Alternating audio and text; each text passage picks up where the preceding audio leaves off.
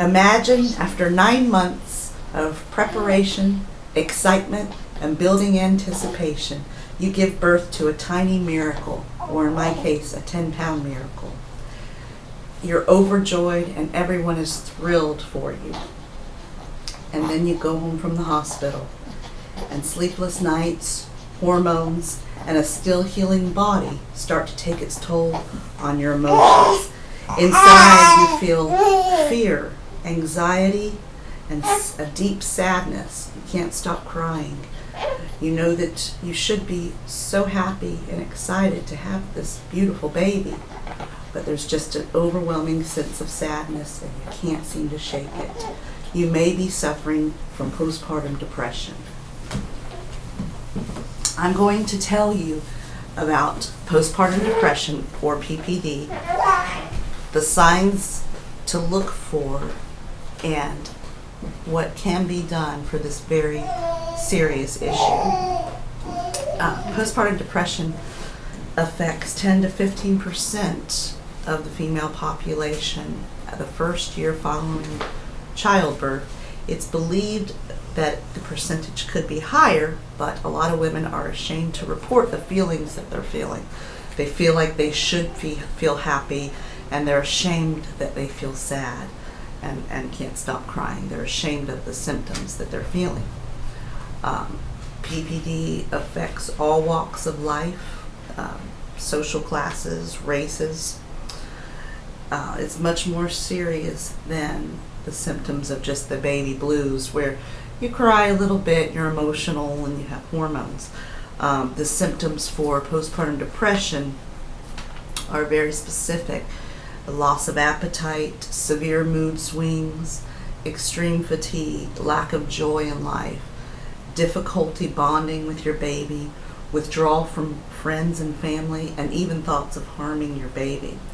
These symptoms can last for several months if gone untreated, and in some rare extreme cases, if PPD goes untreated, it can turn into its counterpart, postpartum psychosis.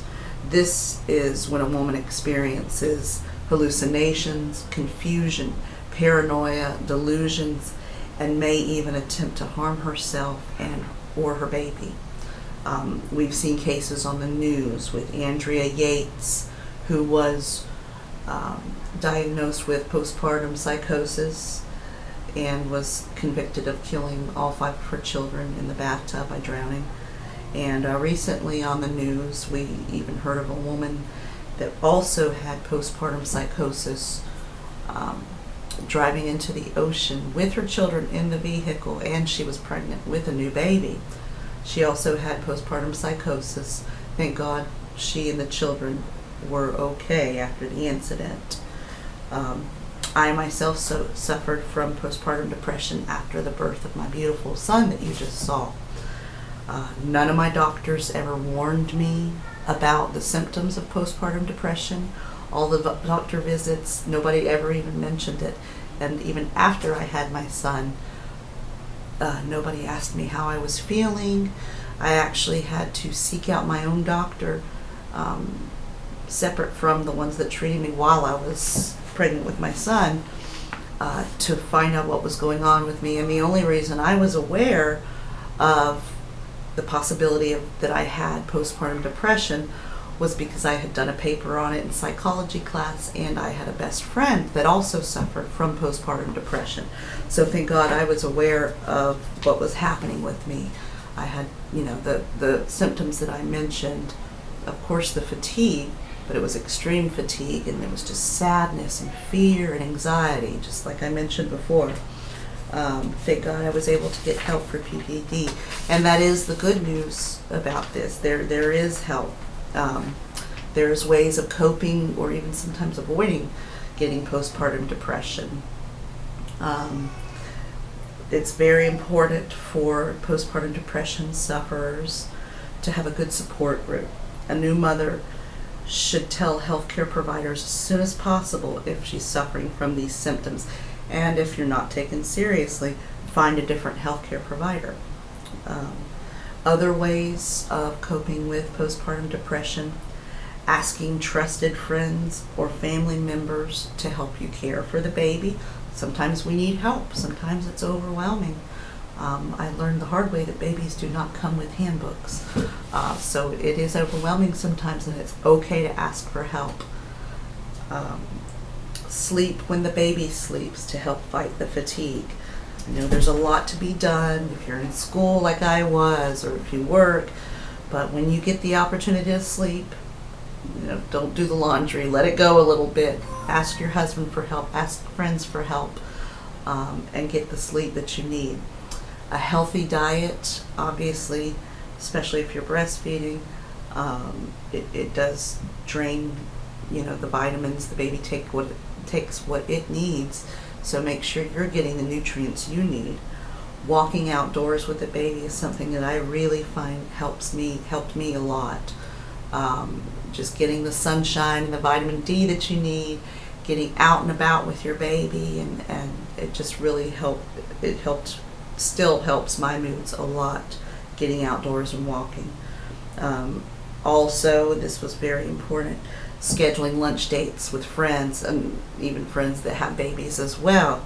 You don't feel so alone, having play dates with them, getting out, and not forgetting, that you have to take care of yourself and you have a life as well, and including your baby in your new life. That really helps a lot. Also, another thing that helps me is, even if I'm not leaving the house, I get a shower, put on makeup and take care of myself, just so I can remember that I am still a woman and a mother, and that kind of helps my mood as well. And there are even some safe, mild drugs, antipsychotic drugs that you can take. Some safe ones are Zoloft, and there's other things that you can talk to your healthcare provider if none of these other remedies work for your postpartum depression. The fact is, you just don't have to suffer through it. There is help. And postpartum depression is a huge problem and needs to start with healthcare providers. I was pretty shocked that nobody mentioned it to me when I was pregnant, and that definitely needs to change. I believe it needs to be more out in the open and discussed at doctor's appointments before a woman gives birth, so she can know the signs and what to look for to avoid, it getting to the point of PPS, postpartum psychosis, which again is very rare and extreme, but it can happen if the PPD goes untreated. Education and awareness is the key to help battle PPD, so that we as women can simply enjoy loving our babies without having to suffer in silence and be ashamed, and we can just take care of our babies as we were intended to do. Thank you.